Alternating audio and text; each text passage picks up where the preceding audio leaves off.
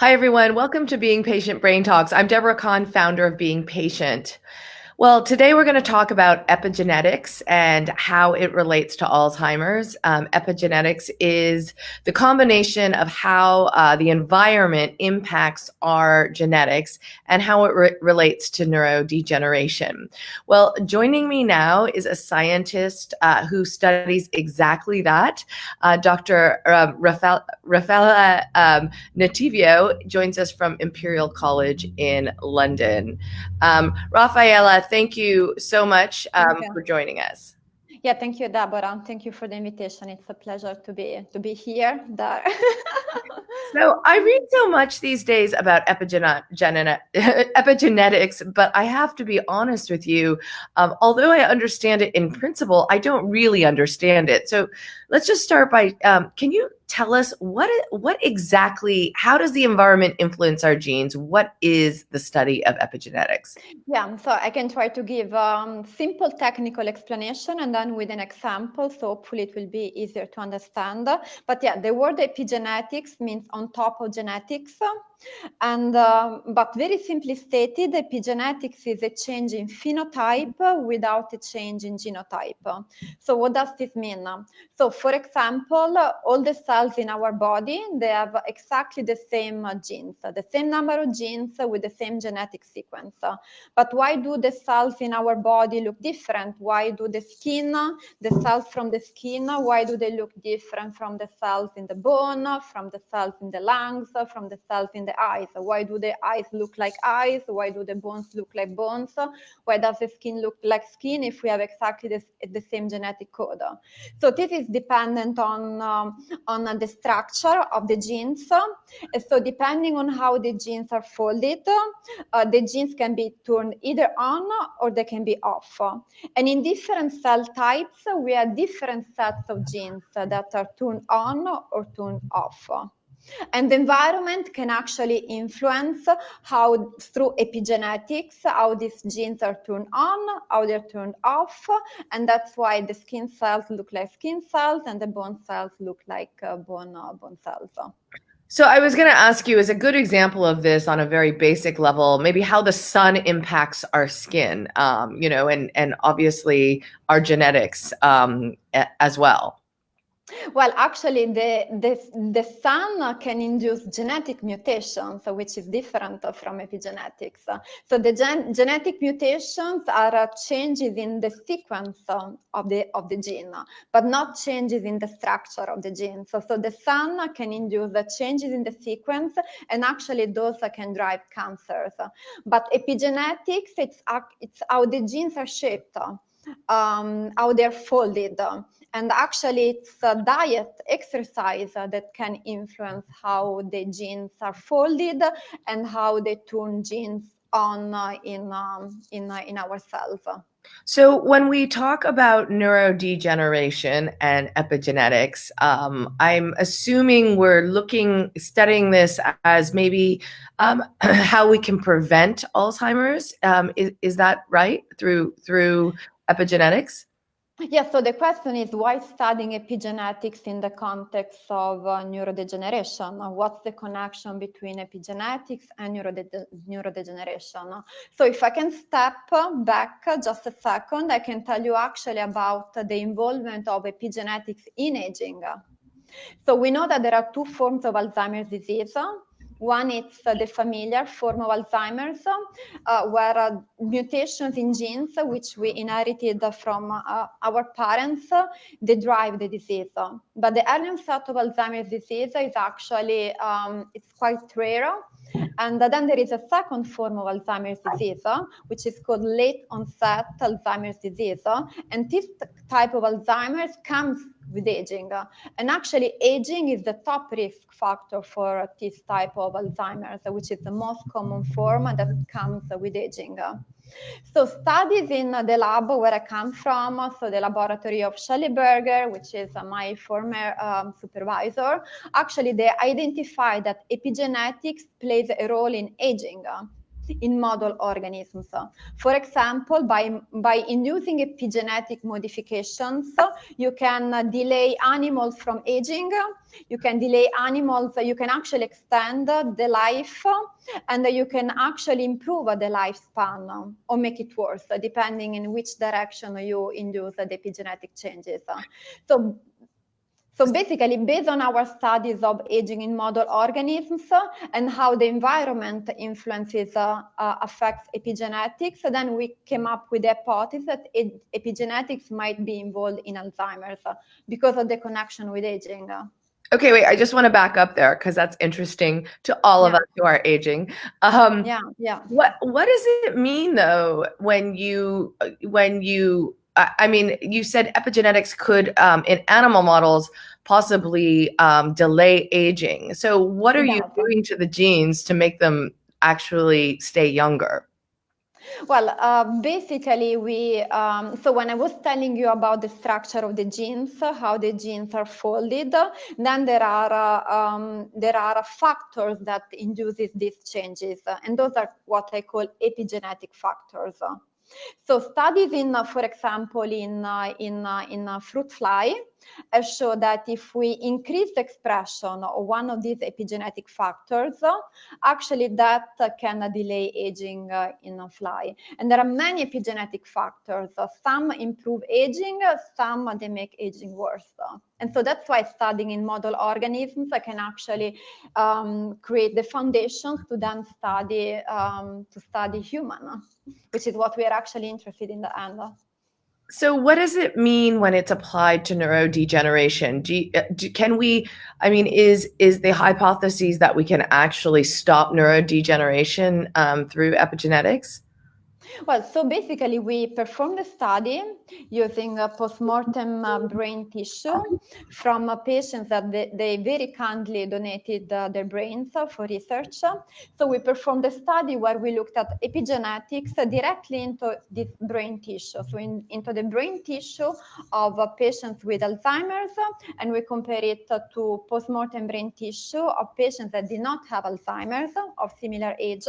And in addition to that, we also performed a comparison with postmortem brain tissue from healthy younger donors. So we wanted to look at the epigenetics of what we called healthy aging versus what we call disease aging, which is neurodegeneration. So by directly looking at epigenetics in the brain of postmortem brain into postmortem brain tissue, we actually we made a few interesting observations. So we found that there is an epigenetic factor that is increased with aging, with healthy aging, and it's actually down in Alzheimer's disease. And at the same time, we found a different epigenetic factor, because as I was telling you before, there are different types of epigenetic factors. We found another epigenetic factor that it's not changing with healthy aging, but it's increasing Alzheimer's. So this tells us two things. That one, actually Alzheimer's, it's not acceleration of aging, of healthy aging, so it's something different. It's a real disease. And on the other hand, so epigenetics is changing in the brain in the brain affected with Alzheimer's, and it's different from healthy aging. And different epigenetic factors, they either promote neurodegeneration or delay neurodegeneration. So this is it. We're getting a question in that's actually really interesting. Someone is asking, can a brain be this woman's asking, can brain damage from a stroke ever be repaired? Can brain damage from a stroke ever be repaired? I think there are studies. So I think the problem with the stroke, so you don't get enough blood to the brain. And if you don't get enough blood, you don't get enough oxygen. If you don't get enough oxygen, the neurons, which are the cells that basically mediate, create our memories, they're very, very sensitive to oxygen level. So if they don't get enough oxygen, they will die. And that's why we lose memory and the ability of all the movements connected with brain functions. So can that be repaired? I guess if we could regenerate neurons, then I think so. So I have a question. What are the biggest environmental factors, external factors that influence our genes when it comes to neurodegenerative diseases like Alzheimer's? Well, so that has not been formally tested, but we know what from the environment influences epigenetics. And we know that epigenetics is changing in the brain of Alzheimer's. So we need to identify what are the triggers of the epigenetic change in Alzheimer's. I mean, But we isn't there research around things like air pollution and metals? Well, we do know. We do know that that diet, exercise, they play a role in epigenetics. But that if a change in exercise or in diet causes Alzheimer's, that has not been formally tested. But because we see epigenetic changes in Alzheimer's, and because the epigenetic changes are driven by environmental factors, then it's very possible that changes in diet, in air pollution, in exercise can influence Alzheimer's through modulation of epigenetics. So how are you approaching your research? I mean, there's a lot of different factors about how environment impacts our genes. So where do you start in all of this when it's applied to neurodegeneration? Well, the simplest way to start is to formally test this hypothesis in vitro with cell cultural models. So what we could do, we could stress cells with different type of environmental factors like chemicals, pollutants, also changes in the diet, because it's not just us eating, but also the cells, in order to be alive, they need to get nutrition. So we could start by testing that in a petri dish, basically by treating cells with different environmental factors, then to look at the epigenetic changes, and then to compare those to the one that we identified in the human brain, and to see which one corresponds to which one. So Because it's not possible to, like the studies we performed are in this very valuable postmortem brain tissue, but of course we cannot do in vivo studies with humans. So we need to go back to either animal models or to models of cell cultures. So you start with the cell culture model, which is the simplest, and then if you get interesting findings, then maybe you take a mouse model where you actually can perform similar studies. So I want to talk specifically about exercise because there is a lot of research around exercise as it applies to the brain. I mean, we know if we do 30, 35 minutes of aerobic exercise a day, we're actually adding brain matter to our hippocampus, right? I mean, there's been published studies on this, that, exercise is directly correlated with our brain health. When you're looking at epigenetics, how do you approach the study of exercise as it relates to our brains? Well, that could be done very easily of course, in animal models, like in mice. So we could make the mice do a bit of exercise and run around, and then take the brain and study the epigenetic changes in the mouse brain and compare them with mice that did not do any exercise. So, and someone is asking, can we tell the difference maybe about different types of exercise and how it relates to our I know, I mean, we've interviewed an NYU researcher, Dr. Wendy Suzuki, and she's looking at how different types of exercise impacts different parts of our brains. Can we unlock any of those clues through epigenetics or? Yes. So we could collaborate with the doctor but we don't know any of these answers yet. I mean, this is a relatively new field, is it not? Yeah. Epigenetics is a very, very new field, and it actually gives hopes for finding actually answers to diseases that we don't know yet much, like neurodegeneration. So, what has made scientists feel that this is a very valid area to study? What's the turning point here? Yeah, so the turning point is, so as I told you before, so the late onset Alzheimer is not driven by genetic mutations. So that is one factor. So what else could it be? And we know that Alzheimer's, the top risk factor for Alzheimer's is aging and anything that comes with aging. So basically the interaction of our body with environment. And because we know that epigenetics interacts with environment, then epigenetics could be the answer to actually finding the connection between the environment, aging, and the neurodegeneration. And on the other hand, majority of studies that have been actually trying to find a therapy, a treatment for Alzheimer's, they all targeted like plaques and tangles, which are protein aggregates, and those are the hallmarks of Alzheimer's. But that might not be the only pathways, because so far these drugs have not been, have not proven to be very effective. So on the other hand, the addition of the studies of other pathways, like the addition of the study of the epigenetic pathways, may actually offer new avenues for designing new treatments. And on I was just going to ask, do we know anything about diet actually specifically when we're looking at epigenetics? Are we, any insights to share there?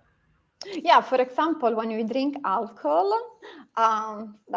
many people like drinking alcohol. So when we drink alcohol, so the alcohol goes to the liver and it gets broken down in different chemicals. One of which is called acetate. So the acetate travels through the bloodstream. It gets to the brain, and then in the brain it gets transformed into a epigenetic marker, which is called acetylation. So the acetylation gets added on top of the genes, and it modulates them to be turned on or to be turned off. So this is an example of how diet impacts epigenetics, and epigenetics impacts gene expression changes. And that, I think what you just described is what a lot of scientists refer to as alcohol dementia, is it not? Like, does that set you on the road for alcohol dementia? Because there's such a classification in dementia, in neurodegeneration, a dementia caused by excessive drinking.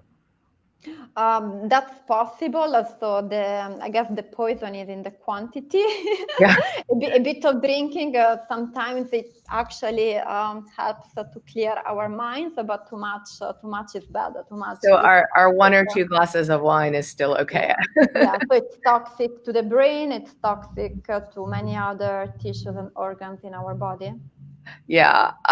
We're getting another question in. A gentleman is asking, does epigenetics explain why some drugs work on some groups and not others? Example, Excelon only works on 50% of people who take it. So I think in that case, genetics are definitely plays a role in why some drugs works on some people and not. Whether epigenetics plays a role, it's possible. It's possible too, because in the same way as we see epigenetic changes associated with Alzheimer's or associated with aging, could also be that specific epigenetic changes in specific patients might be involved in the drug response. But so far it has been shown that actually the genetics that makes up that specific genetic changes actually might play a role in drug response. So in the long term, what do we hope to find out about epigenetics, and how will that change the course of Alzheimer's? Yeah, so in the studies that I was telling you about before, we found that so the epigenetics of Alzheimer's brains is different from the epigenetics of healthy aging. And at the same time, studies in mouse models of Alzheimer's, they show that treatment of mice with Alzheimer's with drugs that change epigenetics, they can ameliorate memory in the mouse models of Alzheimer's. Now, these drugs, they're not very specific, and my study actually shows that some epigenetics marks they promote Alzheimer's while others are protective. So an avenue for designing a treatment could be to design drugs that target specific epigenetic factors. So to inhibit those that promote Alzheimer's and to actually improve or promote to have more of those that actually stop Alzheimer's. But I take it we need to learn a lot more before we get to that day. Are we? Yeah, we are just starting to learn about epigenetics of neurodegeneration, of aging. I mean, it's great that there is a donation of postmortem brain tissue. So with more donation, then we can learn more. Because, for example, mice, they don't develop Alzheimer's. So if we wanted, we can use mouse models of Alzheimer's to look at changes that after we induce Alzheimer's in the mice, because there are ways to induce Alzheimer's in the mice. But if we really want to understand what are the changes upstream, what are the real changes that actually promote, cause Alzheimer's, then we need to do this by studying a human postmortem brain tissue. But don't you have to know what the genetics were like prior to I mean, at a postmortem state, you're already, well into neurodegeneration. So how do you differentiate what was perhaps influenced by epigenetics versus just genetics? Well, we can, so the comparison, it is postmortem, so it is endpoint, but you can perform comparisons with healthy younger brains and with healthy older brains. So by performing all the type of comparison, you can actually infer what the initial changes are. But if you just look at mouse, you will never find anything. Right. Okay. Well, Raffaella, thank you. Thank you so much.